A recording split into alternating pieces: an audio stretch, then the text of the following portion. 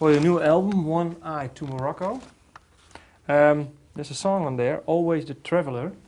There's a line you sing, Always the traveler, I drift in the wind. Do you feel like a traveler? Yes, of course. Life has been a great adventure. Yeah. Since I was a little boy, I've always been, not only literally, but metaphorically as well. Life is a journey. I think, you know, your first real memories are when you're about 8 years old. I mean, I've got earlier memories, but the first coherent memories from 8 years old, and it was always an adventure. Yes, Yeah. yeah. And what was your first memory? I mean, coherent memory when you were 8 years old? 53? It's like in school, these long words and concepts that I'd never really heard before. My first concept that I remember was infinity, the word infinity.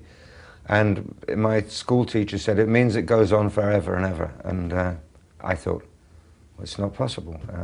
Things don't go on forever. I was lying in my bedroom. I remember this is my first coherent thought. My mother was practicing the piano downstairs, and it was in the summertime. Yeah.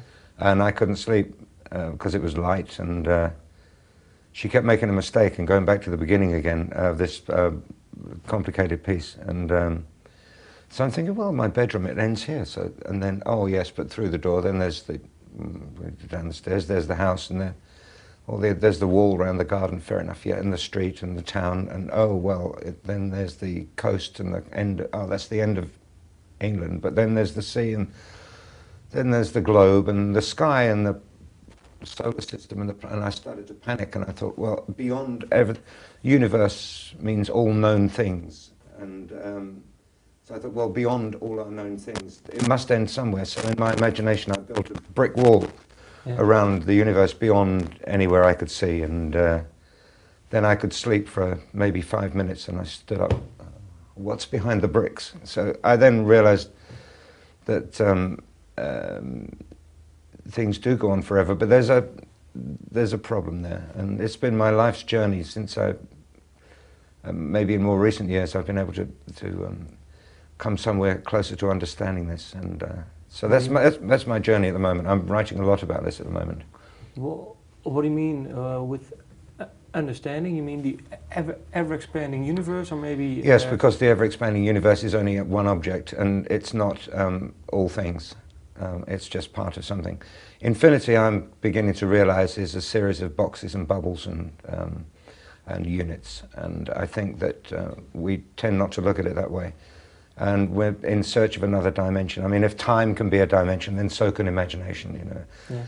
But little things in your life, there's a great story about perception and people who look. We now have, can you believe it, a century ago, if you'd have said there were going to be theoretical physicists working on empirical evidence, I mean, or coming up with an idea and then and not having to prove it mathematically, but just supporting it partially.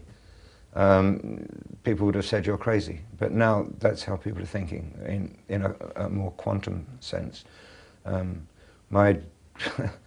we used to go to the football matches in London, my dad, we used to, on the Saturday lunchtime, freezing cold, and with my friend and my dad, and he said, where's this bus? It never comes on the weekend, looking at the timetable, and it's always late. My dad said, well, if you count backwards from 10, it'll come around the corner. So we did, and 10, 5, 4, 3, slowly. 3, 2, 1. My God. And this big red bus came around the corner. And, Dad, how did you know that? It's magic. I said, oh, it's something you understand, he said, when you grow up. So I thought, you have to be very wise to know this, have this knowledge.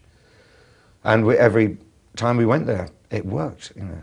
When's the bus coming? Then count backwards from 10 to 3, 2, 1, boom, the bus would come. And it was many years later, and he'd always say, you know, you understand when you grow up.